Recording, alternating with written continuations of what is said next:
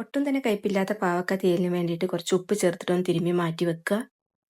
ചെറിയുള്ളി കട്ട് ചെയ്തതിന് ശേഷം പാനിലേക്ക് വെളിച്ചെണ്ണ ഒഴിച്ച് തേങ്ങ ചേർത്ത് ചെറിയുള്ളി, വെളുത്തുള്ളി, ഉണക്കമുളക്, പിന്നെ നമുക്ക് ഇതിലേക്ക് ചേർക്കാനുള്ളത് ഉലുവ, പിന്നെ ആവശ്യത്തിനുള്ള വേപ്പില കൂടി ചേർത്ത് കൊടുത്തിട്ട് നന്നായിട്ട് ബ്രൗൺ കളർ വരെ ആവുന്നത് വരെ വറുത്തെടുക്കുക.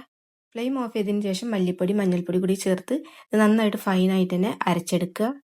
ചൂടായ പാനിലേക്ക് വെളിച്ചെണ്ണ ഒഴിച്ച് കടുക് പൊട്ടിയതിന് ശേഷം അതിലേക്ക് ഉണക്കമുളക്, പാവക്ക ചേർത്തൊന്ന് വഴറ്റുക. ഇനി നമുക്ക് ഇഞ്ചി അരിഞ്ഞ കൂടി ചേർത്ത് കൊടുത്തൊന്ന് വഴറ്റി കൊടുക്കുക. ചെറിയുള്ളി, പച്ചമുളക്, വേപ്പില ഇതെല്ലാം ചേർത്ത് ചെറുതായിട്ടൊന്ന് വഴറ്റിയതിന് ശേഷം ഒന്ന് നന്നായിട്ട് വഴന്ന് വരാൻ വേണ്ടിയിട്ട് കുറച്ച് നേരം ഒന്ന് അടച്ചു വെക്കുക. പാവക്കപ്പം ചെറുതായിട്ട് വഴന്ന് വന്നിട്ടുണ്ട്. ഇനി ഇതിലേക്ക് പുളിവെള്ളം ഒഴിച്ചു കൊടുക്കുക. ഇനി ഇതുവരെ ഇതിലേക്ക് മഞ്ഞൾപ്പൊടി ചേർത്ത് കൊടുത്തില്ല, അപ്പം മഞ്ഞൾപ്പൊടി ചേർത്ത് കൊടുക്കുന്നുണ്ട്. പിന്നെ ആവശ്യത്തിനുള്ള ഉപ്പ് കൂടെ ചേർത്ത് കൊടുക്കുക. എന്നിട്ട് ഇത് ചെറുതായിട്ട് ഒന്നുകൂടെ ഒന്ന് വഴറ്റിയതിന് ശേഷം അടച്ചു വെച്ചിട്ട് വേവിച്ചെടുക്കുക.